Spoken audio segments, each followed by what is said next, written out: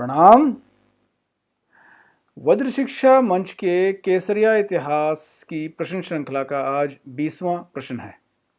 सर्वप्रथम दिनांक 7 अगस्त को इस श्रावण मास की शिवरात्रि पर मैंने शिव तांडव स्तोत्र की प्रस्तुति हमारे चैनल पर की थी, जिसका लिंक नीचे विवरण में दिया गया है। अब कल के प्रश्न का उत्तर रानी लक्ष्मीबाई के जीवन की विभिन्न घटनाओं से था। उनकी उस समय आयु क्या थी, तो वह आयु अधिकांश श्रोतागणों ने सही उत्तर, ठीक ही उत्तर दिया है। 4, 14, 23, 25, 28, 29, बल्कि 14 नहीं कहूँगा, 13 है कहूँगा वहाँ पर मैं।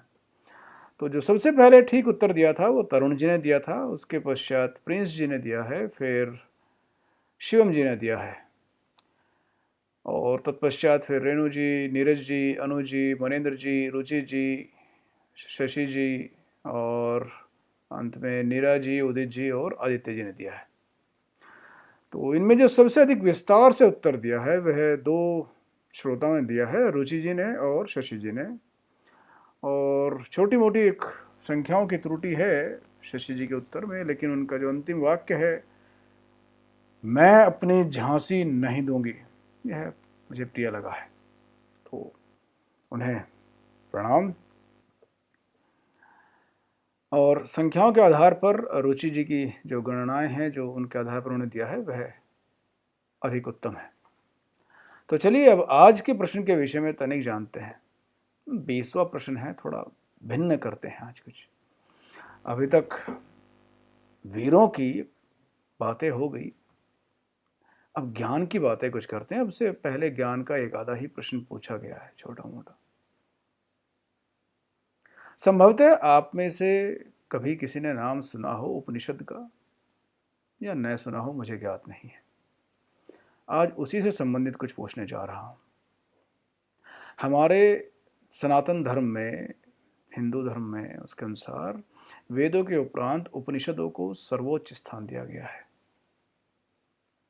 और संभव है आप भारतीयों की किसी की बात न माने, तो मैं एक बताता हूं। जर्मन फिलोसोफर, दार्शनिक हुए हैं, उनका नाम था आर्थर शोपेनहावर। जर्मनी के प्रसिद्ध दार्शनिक थे 19वीं शताब्दी में, अब से लगभग 250 वर्ष पूर्व। वे अपने नास्तिक निराशावाद के दर्शन के लिए प्रसिद्ध हैं, अभी भी, अपने समय में भी, और पिछले लगभग 2.25 शताब्दी में भी। मैं पुनः कह रहा हूं, नास्तिक निराशावाद। लेकिन उन्होंने उपनिषदों के विषय में क्या कहा है, मैं अन्यों की बातें भी बता सकता था, लेकिन आज उन्हीं का बता रहा।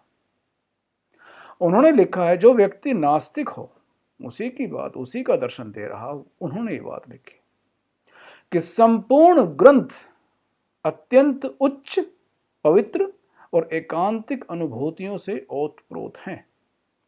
संपूर्ण भूमंडल पर मूल उपनिषदों के समान इतना अधिक फलोत्पादक और उच्च भावोद्दीपक ग्रंथ कहीं नहीं है। यह ईसाई समाज में जन्मे एक नास्तिक निराशावादी के वचन है।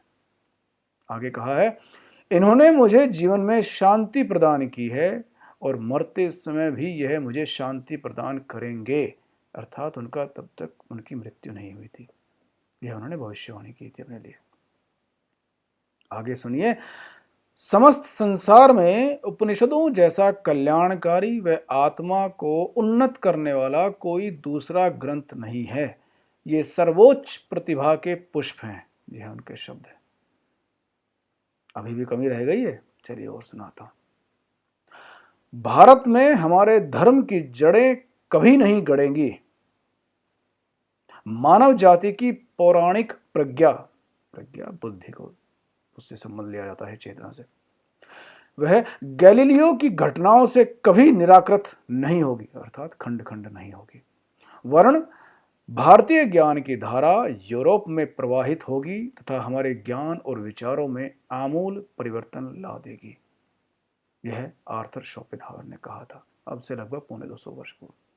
और आज जगह जगह भारत में ईसाइयों द्वारा धर्मांतरण की बड़ी बड़ी घटनाएं की जा रही हैं।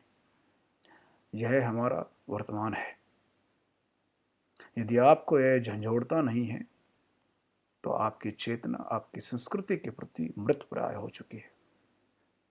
लेकिन चिंता मत कीजिए, मुझे भी कुछ समय पहले तक अधिक ज्ञान नहीं था। जब मैं आप कह रहा हूं तो आप भी मेरे स्वजन हैं, प्रियजन हैं। मैं भी आप ही का भाग हूं और आप भी मेरे ही भाग हैं।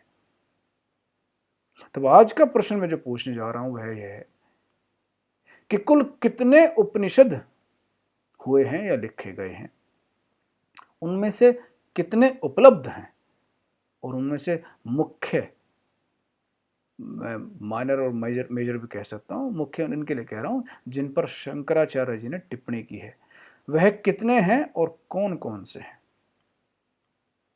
जानिए, ढूंढिए और इनका उत्तर दीजिए नीचे टिप्पणी या कमेंट बॉक्स में।